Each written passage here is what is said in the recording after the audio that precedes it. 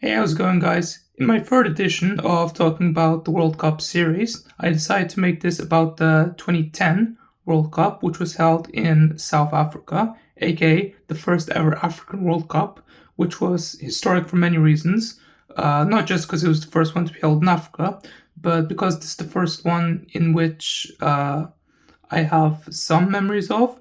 2006 one, the previous edition before that, was the first one in which I was alive for, because I was a baby at the time. But in this one was the first one I have actual memories of, albeit not very good ones. And I decided to, for the time being, stick to the way I've been doing my videos for the 2002 version as well, although I won't go into depth in detail about every single game so as to make the video a bit shorter and probably not as boring, but I will talk about every match which I personally find important. So without further ado, let's get into the 2010 World Cup. So what is the 2010 World Cup known for? Well, in my opinion, 2010 World Cup is known for Shakira's Waka Waka, the Vuvuzelas, the Jabulani Ball, the Uruguayan handball that Luis Suarez did in the quarterfinals, and the Dutch karate kick that De Jong did in the finals. More on that later. So as far as the opening matches are concerned, the first ever match to happen between in the African World Cup is the match between South Africa, the host, and Mexico. And the reason why I'm highlighting this match in particular was because it happened in the exact same way in this current 2026 World Cup, between South Africa and Mexico. Much like in the previous World Cup, South Africa and Mexico were the first two teams in Group A. Although, funnily enough, it's South Africa first because they're hosts, and then Mexico back then. And in this edition, it's Mexico first because they're the hosts, and then South Africa, which is kind of a funny reversal. Another reversal is the fact that in this match, it was Mexico which lost to South Africa. And in the current World Cup, it's South Africa who lost to Mexico. And it just so happens that Mexico are going against my country, England, in the round of 16 in just a few days in Mexico. So fingers crossed that we'll beat them. So anyway, other matches in the group stages include how Spain, the eventual winners, lost to Switzerland. However, this is not that bad considering that a similar thing happened to Argentina when they lost against Saudi Arabia, of all countries, in 2022, and they wound up winning the World Cup for the first time that I remember, first time that Messi won it, and first time in 21st century. So what I'm trying to say is that just because you lose a match in the group stages doesn't necessarily mean you won't advance into the semifinals or even end up winning the World Cup like Spain did on this occasion and Argentina did on the previous occasion. So anyway, other important matches include Serbia beating Germany 1-0, which is kind of a shocker because by then Germany were almost at their top form and Serbia had only just debuted at the World Cup. They went to the 2006 World Cup, but it doesn't really count because they were Serbia and Montenegro. And also South Africa beat France 2-1. I think the reason why they managed to do so well against France, of all people, who were in the previous World Cup final, which again they lost, but this time against Italy, was because of internal infighting that happened in the French team.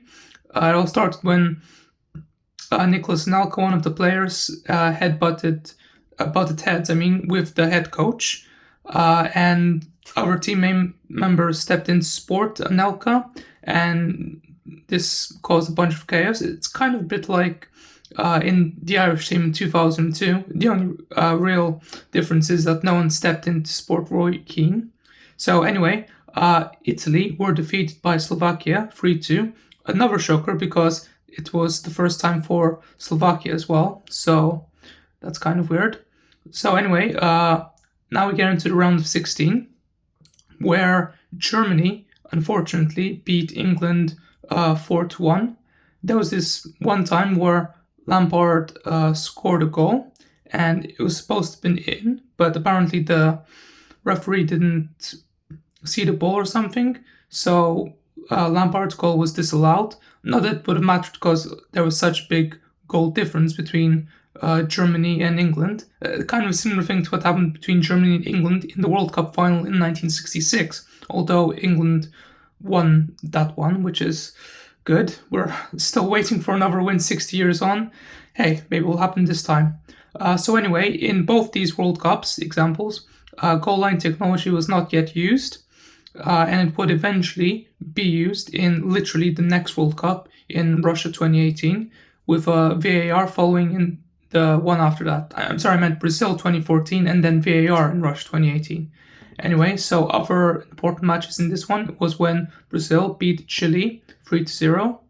Not surprised there. Paraguay beat Japan 5-3, which means that Paraguay is in the quarterfinals for the first time in their history, which is kind of cool. And then Spain beat Portugal 1-0, which means that Ronaldo in his second World Cup is for the first time not making it into the quarterfinals of a World Cup, because in the previous World Cup, which is his first World Cup, he made it all the way into the semifinals. Now in the quarterfinal matches we get Holland v Brazil.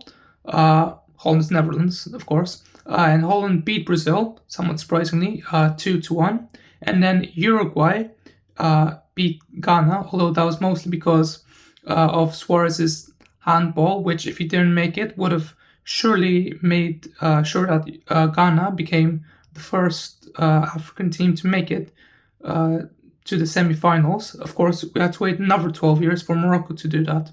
Of course, they should have done that, but because of Suarez's obvious foul, they went on to penalties and Ghana lost in penalties. Not to say that Suarez didn't get punished for it. Of course he did. He got a red card and was sent off. It wouldn't be the first time Suarez did something untoward, like that bite he did on the Italian 4 years later, but that's for another video. And then we also get Germany beating Argentina 4-0. So Argentina went slightly further than Portugal this time, but they're still stuck in the quarterfinals. So now we get to the semifinals, where the Dutch actually beat Uruguay 3-2, and then Spain beat Germany 1-0. And then in the finals, we get, for the first time in a long time, two nations which never won a World Cup game tournament before ever. So you just know that whichever team wins this one will win the World Cup. Of course, Spain never went to a World Cup final at all, while Netherlands went twice in the 1970s. So Netherlands was actually slightly more the favorite to win because of that. But on the other hand, Spain had just won the Euro Cup final and would win another Euro Cup final in 2012, but that was still a long way away. And Spain beat Holland 1-0, their first ever win at the World Cup. Andres Iniesta actually scored the only goal, and I actually remember he was so happy that he took off his football shirt off and revealed another shirt saying something in Spanish. I don't know exactly what that was, but it definitely meant something. And yeah, that was basically it. An interesting thing that happened during the game before Spain won was that Nigel de Jong of the Dutch, he basically karate kicked Xabi Alonso in the ribs, and when I first saw that, I was like, whoa, dude, chill out, it's just a game, there's no need to go all karate kid on the Spaniard, so yeah, that was kind of weird how he just go like that, but hey, all fair is in love and war, so yeah.